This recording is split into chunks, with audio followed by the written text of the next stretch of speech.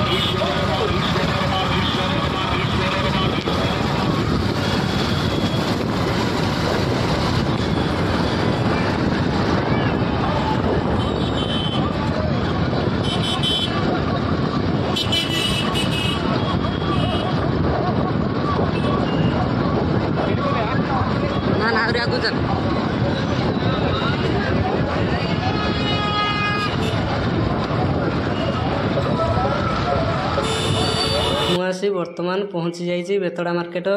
देखो लक्ष्मी पूजा बहुत भल होपटे ये 5टा मेढ़ होसी। बर्तमान प्रथम मेढ़ पाखर पहुँचली। देखु बहुत सुंदर मेढ़ होती।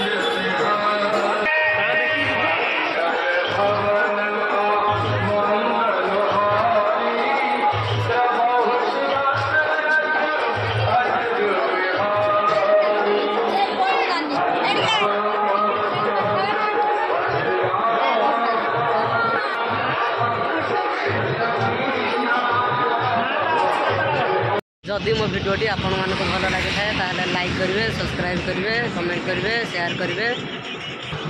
रही थैंक यू। जय जगन्नाथ।